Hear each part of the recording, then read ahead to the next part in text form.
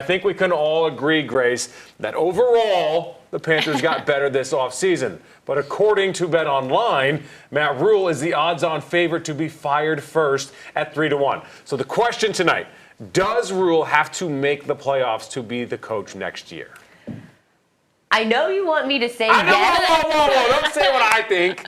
I'll tell you what I think. Okay, but I don't necessarily think that. I think, yes, they absolutely 100% got better this offseason, not just on the field, but I think on the coaching staff too. Maybe you give them that year to get things going and see how the Baker thing works, and then maybe after year 2, that's when they really need to step it up with this new staff. So, Carla, what do you think?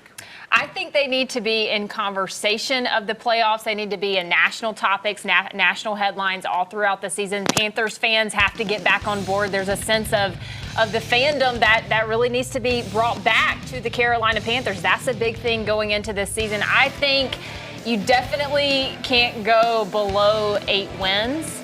I think that is, fair.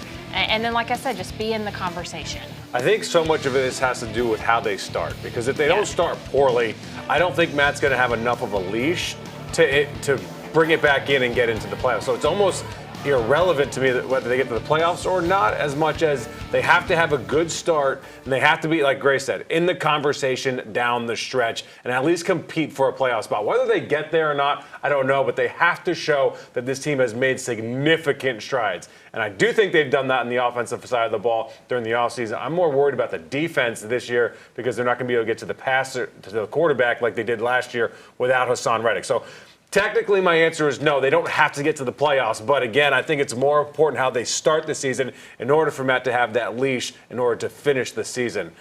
I mean, that's just kind of where I sit. Does anyone else have an opinion? I think training camp is going to be a big take on that. I agree. It's going to be about how you start and not how you finish in this sense. But training camp is going to be the biggest thing because nobody's actually seen any of this put together. Like, what is Baker Mayfield going to look like with this? What's the offensive line going to look like? None of us know. So I think once we get into training camp, we kind of see everything come together, how the coaching staff works with everybody. We'll have a better sense of how good are we feeling going into week 1. Yeah, and look, it's nothing personal, but we're not surprised that Matt Rhule is going to be on the hot seat going into this season. We've said on this show before, you go 10-23 in your first 2 seasons. Not only that, but if you add Matt Corral and you add Baker Mayfield, now Coach Rhule will have worked with 7 different quarterbacks. Oh it's crazy to think about. 2 of which we don't know yet, but 5 of them did not work out for the Panthers and have not worked out for the Panthers. And that just kind of lets you know how things have gone in Carolina over the last 2 seasons. So, yeah, not surprising that he's going to be on the hot seat. And I don't care what kind of coach you are, and I don't care who you are as a coach. Bill Belichick isn't having much success if he's going through that many quarterbacks in that short period of time. The reason, in part, that Bill was successful is because he had Tom Brady. The best teams have the best quarterbacks, and they have stability. The Panthers have not had any of that since Cam went down a handful of years ago. So back to Grace's point, just to create a little bit of debate here, and I can't actually remember now what I was going to debate you on. Dang it, it literally just escaped my mind. Let me add this little tidbit in here, though. Matt Rhule has been criticized as okay, is he actually an NFL coach? Like, as people criticize him and say, hey, he was better at the college level, why doesn't he go back to the college level? But think about Baker, too. Baker arguably has the same argument with him, where it's okay, people say he was better in college and not the NFL quarterback. So maybe there's something going on with Matt Rhule and Baker where that actually might work. Okay, I got it. I remember.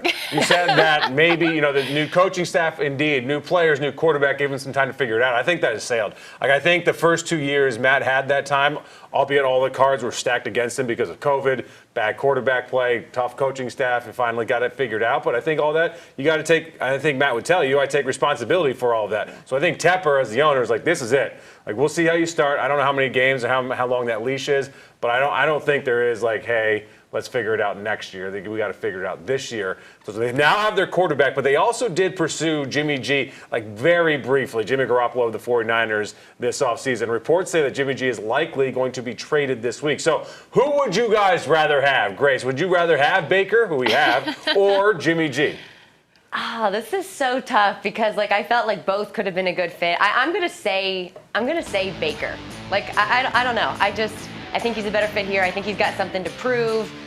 Hey, look, they both do great commercials in the off season, so they both got that for him. For me, this was an equal trade. I know Jimmy G, with the with the 49ers and getting them more so into the playoff experience. I don't know. This was just such a toss-up to me. I'm not going to go with hypotheticals because obviously we have Baker Mayfield here, but Jimmy G, I think just realistically is a little bit more proven in the league, so I think he would have been a good addition on the team. But what would you have to give up to get him? So the fact that they got Baker Mayfield for a cheap price, that is probably the biggest thing. And the thing with both of these guys is the fact that there are bridge quarterbacks. They're going to be here for a season or two until the Panthers can figure out where they want to go in this position. So this isn't even close for me. Like, it's Baker, and it's Baker all the way. And it's not because I think Baker's amazing. I do think he's pretty good. I think he's a lot better than what we saw last year due to the injury. So our opinion of him is a little lower than it needs to be.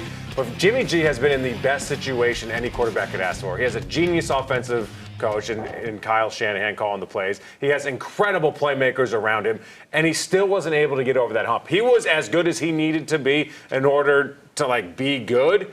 But if you put I think that team's better with Baker Mayfield, and I think this team now is better with Baker Mayfield because he has the ability to go out there and improvise and make plays, where Jimmy G has to have everything around him be really good. So I'd rather have Baker every single day of the week.